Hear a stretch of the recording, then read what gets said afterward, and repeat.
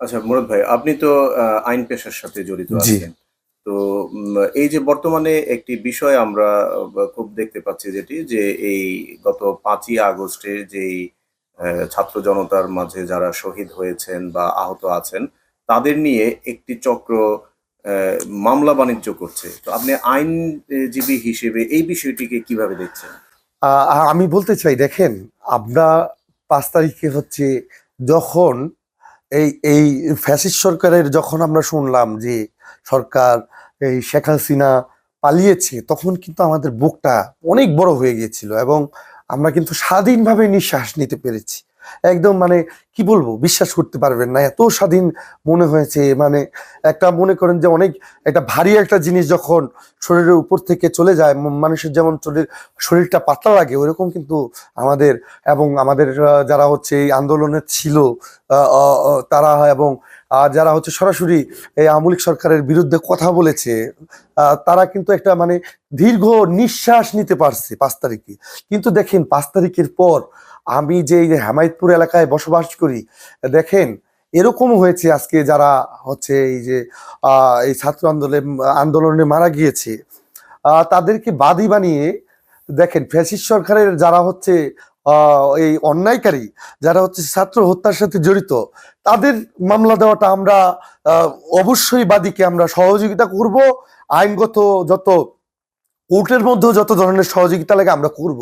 কিন্তু দেখেন অনর্থক যদি আপনি একটা হচ্ছে নিরীহ মানুষকে, আমি তাই অনর্থক যদি নিরীহ মানুষকে এই মামলায় ফাঁসানো হয়, তার জীবনটা কিভাবে যাবে বলেন। আমি জানি একটা মামলা আমার বাবার নামে হচ্ছে প্রায় 14 থেকে 17টা মামলা আমার বাবার নামে দেওয়া হয়েছে। আমার নামেও অনেক সময় মামলা দেওয়া হয়েছে। আমি সেই মামলা কিন্তু চার্জশিট থেকে আমি নিজে কাটিয়েছি এবং আমার অনেক অর্থ ব্যয় হয়েছে। বিভিন্ন সময় কিন্তু আমাকে গ্রেফতারও করা হয়েছিল, থানায় নেওয়ার পর আবার আমাকে আইনজীবী আমার পেশা জানার পর আমাকে ছেড়ে দেওয়া হয়েছে। তো আমরা কিন্তু অনেক মামলা হামলার শিকার হয়েছি। আমি দীর্ঘ কয়েক বছর আমার পরিবার ঘুমাইতে পারিনি। প্রতি সপ্তাহে কিন্তু পুলিশ আমাদের বাড়িতে এসে হামলা করেছে এবং আমরা 3 ভাই সহ আমার বাবা কিন্তু প্রায় 11 বছর বাড়িতে আসতে পারে নাই। এবং আমার বাবা 11 বছর তার কর্মস্থল যে সাভার সাব রেজিস্ট্রি অফিস, সেখানে কিন্তু এই অত্যাচারীদের কারণে কিন্তু অফিসে যেতে পারেনি। এবং সে কখন একটা মামলার মধ্যে দেখা যাবে যে উনি অনুপস্থিত ছিলেন বা স্পোর্টে ছিলেন না বা দেশের বাইরে ছিল, বা যখন পিপিআই তদন্ত করে দেখবে যে আপনার একটা যাকে হচ্ছে আসামি করা হয়েছে সে হচ্ছে ঢাকা জেলার বাইরে ছিল, তদন্ত করে যখন পাবে, তখন কিন্তু মামলাটাই হচ্ছে একটা গ্রহণযোগ্যতা হারাবে এবং মামলা বাতিল হবে। আমি মনে করি সবকিছুরই কিন্তু একটা হচ্ছে লিমিটের মধ্যে থাকে। আমরা ৫ তারিখের আগে যখন এই যে ছাত্র আন্দোলন এক একজনের একটা স্টুডেন্টের পর একটা স্টুডেন্ট যখন হচ্ছে নিহত হচ্ছে, তখন কিন্তু আমাদের হৃদয়ের স্পন্দন থেকে কিন্তু আমাদের একটা ঝড় উঠেছে। এটা কিন্তু শুধু আমাদের না, পুরা বাংলাদেশের এক প্রকার সবার, শুধু আওয়ামী লীগ হচ্ছে যে নেতা কর্মী ছিল তারা বাদে তার পরিবারেরও কিন্তু প্রতিটা মানুষের স্পন্দনে থেকে এই কথাগুলো এসেছে যে এই সরকারের আর আমরা চাই না। এই ফ্যাসিস্ট সরকার শুধু এটা কিন্তু জাতিগত শত্রু হিসেবে পরিণত হয়েছে শেখ হাসিনা সরকার। মানুষ কিন্তু একটা মানে প্রকাশ করার মতো তাদের যে শক্তি কেউ কিন্তু দিতে পারে নাই, সাহস দিতে পারে নাই। তখনই কিন্তু আমি তাদের হচ্ছে জনগণের সামনে এসে দাঁড়িয়েছি। দাঁড়ানোর পর জনগণ কিন্তু আমাকে খুবই সাপোর্ট দিয়েছে। এই ফ্যাসিস্ট সরকারের বিরুদ্ধে কথা বলেছি 3 তারিখ, 4 তারিখ, 5 তারিখ, এইগুলা কিন্তু ব্যাপকভাবে ভাইরাল হয়েছে সাভারের মধ্যে। তা আমরা বলতে চাই, যখন দেখেন অন্যায়ের ও অত্যাচারের মানে একদম লাশ প্রান্তে এসে দাঁড়ায়, তখন কিন্তু আর কোনো মানুষ হচ্ছে ঠিক থাকতে পারে না। তারা কিন্তু দেখেন, যখন আমি 4 তারিখে এই ছাত্র আন্দোলনে আমি জড়িত হয়েছি, আমার বন্ধু বান্ধব সহ, আমার সহকর্মী সহ, আমার মুরব্বীদের নিয়ে এবং যত শ্রমিক পেশাজীবী মানুষ যারাই ছিল, সবাইকে কিন্তু নিয়ে আমি নেমেছি। যখন 3 তারিখে 4 তারিখে কিন্তু আমার মা আমাকে যেতেই দেয় নাই, আমাকে আটকিয়ে রেখেছিল এবং আমার কেসি গেটে তালা দিয়ে রেখেছিল যেন আমি বের হইতে না পারি। পরবর্তীতে কিন্তু আমি ছাদ টপকিয়ে বের হয়ে আমি ছাত্র আন্দোলনে যোগ দিয়েছি।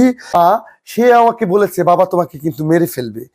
যারা হচ্ছে ফ্যাসিস্ট সরকারের হচ্ছে যারা আছে, যদি সরকার পতন না হয় তোমাকে কিন্তু মেরে ফেলবে। ইতিমধ্যে কিন্তু ওই সময় কিন্তু অনেককেই মেরে ফেলছে। আমরা কি ছিল সব আতঙ্কে কাটিয়ে কিন্তু আমার পরিবার ভয়ে থরথর করে কেঁপেছে, কিন্তু আমি কিন্তু সেই দুঃসাহস দেখিয়ে এবং আমি মৃত্যুর ঝুঁকি এবং মৃত্যুকে আলিঙ্গন করে আমি বলেছি যে দরকার হলে জীবন দিব। জীবন দিব না কেন, এই জীবনটা কিসের জন্য? মানুষের জন্যই তো এই জীবনটা। যেহেতু আমি নেতৃত্ব নেমেছি এবং আমি একটা দল করি, সেহেতু আমার এই জীবন থেকে কিন্তু জনগণের জীবনটা বহু মূল্যবান। যেহেতু আজকে দেখেন যারা শহীদ হয়েছে তাদের কিন্তু সারা জীবন এই পৃথিবীতে বাংলাদেশে কিন্তু স্মরণীয় হয়ে থাকবে। তা আমি এইভাবে বেঁচে থাকার থেকে স্মরণীয় হয়ে থাকা আমি ভালো মনে করেছি। তাই আমার পরিবারের কথা আমি না শুনে আমি এই ছাত্র আন্দোলনে যোগ দিয়েছি এবং আমি ব্যাপক ভূমিকা পালন করেছি। একটা দলের প্রতি যেন ভালোবাসা হতে হলে কিন্তু জনগণকে ভালোবাসতে হবে এবং জনগণকে কাছে আনতে হবে। একটা দল যেহেতু ফ্যাসিস্ট সরকার যে অন্যায় অত্যাচার জুলুম করেছে, যদি একই কাজ আমরা করি তাহলে কিন্তু একই হয়ে গেলাম। তাই আমি মনে করি জিয়ার সৈনিক, আমানুল্লাহ আমান ভাইয়ের সৈনিক এবং আমাদের ব্যারিস্টার ইরফান ইবনে অমি ভাইয়ের সৈনিকরা কখনো অন্যায় লিপ্ত হতে পারে না, চাঁদাবাজি লিপ্ত হতে পারে না, দখলবাজিতে লিপ্ত হতে পারে না। এটা কেউ করতেও পারে না, আর আমরা তাকে করতেও দিব না। আমরা চাঁদা। ধন্যবাদ মুরাদ হোসেনকে। যে সুপ্রিয় দর্শক, আপনারা যেমনটি শুনছিলেন যে বর্তমান যে প্রেক্ষাপট নিয়ে আমরা কথা বলছিলাম আইনজীবী মুরাদ হোসেনের সাথে। তো এতক্ষণ আপনারা সাথে থাকার জন্য আপনাদের সকলকে ধন্যবাদ। মুভি বাংলার সাথেই থাকুন, দেখতে থাকুন মুভি বাংলা টিভি। ধন্যবাদ সবাইকে। আসসালামু আলাইকুম।